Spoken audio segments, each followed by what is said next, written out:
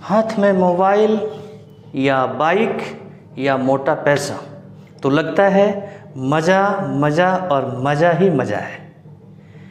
नहीं मेरे दोस्त, अभी कुछ बनने का समय है, कुछ बन जाओ, वरना भविष्य में सजा सजा और सजा ही सजा है। नमस्कार, प्रणाम। मैं हूं अजीत कुमार प्रसाद और आप देख रहे हैं AKP English guide spoken English class. मैं ग्रामर पढ़ा रहा हूं और मैं अपने स्टूडेंट्स को कहना चाहूँगा कि फ्यूचर टेंस के 3 number tense, future perfect tense, future tense के 3 नंबर टेंस में हम पढ़ते पढ़ाते पहुंच चुके हैं और आपको बच्चों यहाँ पर कुछ विशेष देखने को मिलेगा। थोड़ा सा फुर्सत में देखिएगा, इसको समझना थोड़ा जटिल हो सकता है आपके लिए। पहले मार्कर में ले लेता हूँ। देखिए, कह रहा है ना, इस टेंस में भविष्य में 2 कामों का होना दिखता है। अब देखिए, इसमें अगर 2 काम दिखेगा तो जाहिर सी बात है 2 काम को करने वाला 2 व्यक्ति होगा और 2 वर्ब भी होगा। तो 2 व्यक्ति होगा, 2 वर्ब होगा तो 2 रूल भी होगा। इसीलिए मैंने कहा थोड़ा सा जटिल हो सकता है, समय निकल कर देखेंगे। तो 2 काम का होना दिखेगा। इसमें एक मुख्य वाक्य होगा, मुख्य वाक्य होगा, और दूसरा शर्त वाला उपवाक्य होगा। एक वाक्य होगा जो मेन सेंटेंस होगा और दूसरा होगा जो मेन सेंटेंस के साथ उसका लिंक रहेगा, वो हेल्प करने के लिए आएगा। जैसे आपने ट्रक में, आपने बस में देखा होगा ना, एक ड्राइवर होता है और बगल में हेल्पर होता है उसका हेल्प करने के लिए, दोनों की मदद से गाड़ी चलाते हैं। तो इस टेंस में भी हम दोनों की मदद से आगे बढ़ेंगे। कह क्या रहा है, कम समय में आपको बताने की कोशिश कर रहा हूँ। कह रहे हैं कि सबसे पहले सब्जेक्ट प्लस शैल अथवा will plus have, verb 3। Verb 3 का मतलब आप जानते होंगे, verb 1 present, past, past participle, उसी को पास्ट पार्टिसिपल 3 नंबर वाले को वर्ब को वर्ब 3 कहते हैं, पास्ट पार्टिसिपल को वर्ब 3 कहते हैं। हैव रहेगा, वर्ब 3 रहेगा, सब्जेक्ट रहेगा फिर से, जो मैंने शुरू में ही कहा ना, 2 वाक्य रहेगा तो 2 कर्ता भी रहेगा, 2 क्रिया भी रहेगा, तो फिर से सब्जेक्ट रहेगा, प्लस वर्ब 1 प्लस ब्रैकेट में एस अथवा ईएस होगा। यहाँ पर एस अथवा ईएस, एस अथवा ईएस। अब देखिए, आपको थोड़ी सी समझने की जरूरत है। क्या है इधर? ओह, पसीना है। सब्जेक्ट प्लस वर्ब 1 ब्रैकेट में एस अथवा ईएस प्लस ऑब्जेक्ट कहाँ पढ़े थे? सिंपल प्रेजेंट टेंस में, जिसको प्रेजेंट इंडिफिनाइट कहते हैं। रूल नंबर 1 में ये चीज पढ़ने को मिला था। यानी कि गौर फरमाएंगे, आपको फ्यूचर परफेक्ट टेंस का नियम यहाँ तक, उसके बाद यहाँ से यहाँ तक, मतलब अंत तक, यहाँ से अंत तक सिंपल प्रेजेंट टेंस का रूल नंबर 1 पढ़ना है। इसमें 2 रूल पढ़ना। कौन कौन सा? फ्यूचर परफेक्ट टेंस, जिसका नियम है subject plus shall will plus have plus verb 3, plus simple present tense यानी प्रेजेंट इंडिफिनाइट का रूल नंबर 1 भी आपको इसी तरह से इसमें पढ़ते चले जाना है। एक चीज़ मैं आपको कन्फ्यूजन दूर करने के लिए मैं बता देता हूँ। कहीं भी परिवर्तन होगा ना, नोट लगाएंगे, कभी इंट्रोगेटिव बनाएंगे, कभी इंट्रोगेटिव प्लस नेगेटिव सेंटेंस बनाएंगे, तो इसके रूल नंबर 1 में ही चेंज होगा। जो फ्यूचर परफेक्ट टेंस का है उसी में चेंज होगा, उसी में आपको नोट लगाना है, उसी में इंट्रोगेटिव बनाना है। उसके बाद जो प्रेजेंट इंडिफिनाइट का रूल नंबर 1 आता है, subject plus verb 1 plus S और ईएस, उसमें आपको कोई परिवर्तन नहीं करना है। वो रूल नंबर 1 से लेकर के एकदम 6 तक एक ही रहेगा। तो ये एक आसान है। और कह रहा है कि वह मेरे आने से पहले सो चुकेगा। ये पता नहीं जापानीज है कि इंडियन है कि चाइनीज है। यहाँ तक लिखने के बाद ये पेन जो है ना, मार्कर जवाब दे दिया, तो फिर बाकी का मुझे ब्लू से लिखना पड़ा। He will have slept, slept, sleep का वर्ब 3 होता है, slept before I come, I come आप लोग जानते हैं सिंपल प्रेजेंट टेंस में I, you, we, they के साथ वर्ब 1 लगता है। He, she, it, यह वह, ये किसी नाम के साथ आपको मेन वर्ब के साथ एस और ईएस लग जाता है। रूल नंबर 2, जिसको हम नेगेटिव सेंटेंस कहते हैं, सेम है, रूल नंबर 1 के जैसा है, बस विल हैव, सब्जेक्ट शैल और विल के बाद नॉट बैठ गया है, हैव है verb 3, subject plus verb 1 bracket में एस और ईएस।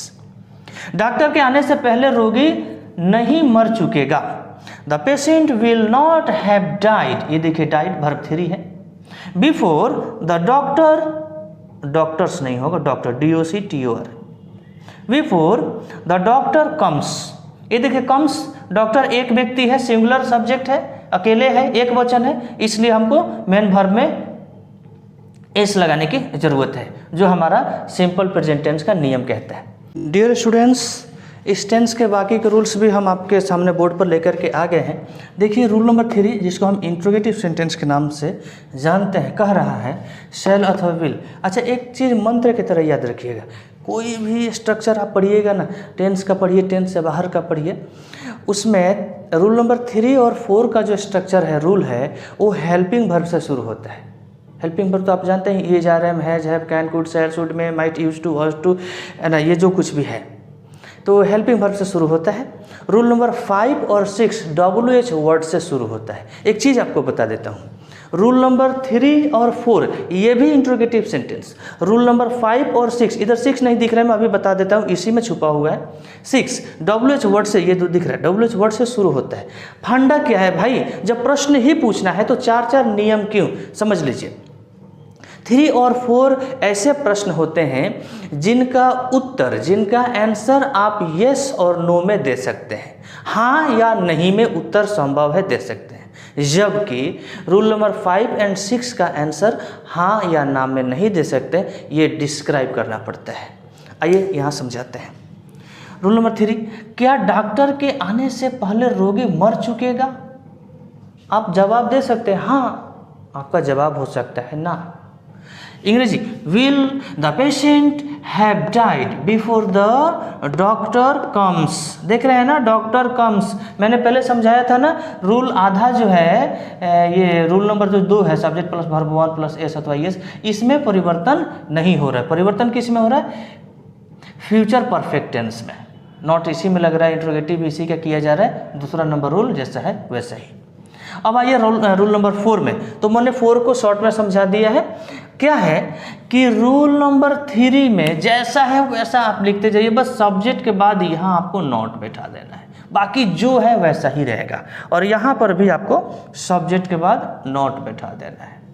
एग्जाम्पल में भी, यहाँ पर भी, क्या डॉक्टर के आने से पहले रोगी नहीं मर चुकेगा? तो आप कैसे बना सकते हैं? Will the patient not have died before the doctor comes, same sentence. अब आते हैं 5 में, WH वर्ड। WH वर्ड कुछ फैमिली है, 7-8 वर्ड्स उसमें आते हैं, वाई, व्हाट, हाउ, व्हेंस, इस तरह से आप जानते भी हैं। तो WH वर्ड सेंटेंस के अकॉर्डिंग आपको बैठाना पड़ेगा। शैल, विल, उसके बाद आता है subject plus have verb 3, subject verb 1 S अथवा एस जरूरत के हिसाब से, प्लस क्वेश्चन मार्क। कैसे परीक्षा शुरू होने से पहले मैं पहुंच चुकूंगा? पूछ रहा है ड्राइवर से वो स्टूडेंट कि कैसे परीक्षा शुरू होने से पहले मैं पहुंच चुकूंगा। पहले ही आधा घंटा लेट हूं, बीच में ट्रैफिक जाम का प्रॉब्लम है, लॉन्ग डिस्टेंस है, कैसे मैं पहुंच चुकूंगा? Example, how shall I have reached before the examination starts. ये देखिए एस लगा हुआ है, एग्जामिनेशन स्टार्ट्स वर्ब है। अब इसी का अगर आपको रूल नंबर 6 में ट्रांसलेट करना है तो सब्जेक्ट के बाद नॉट बैठा दीजिए, यहाँ पर भी आप सब्जेक्ट के बाद नॉट बैठा दीजिए, एग्जाम्पल में भी। और इसमें भी कैसे परीक्षा शुरू होने से पहले मैं नहीं पहुंच चुकूंगा।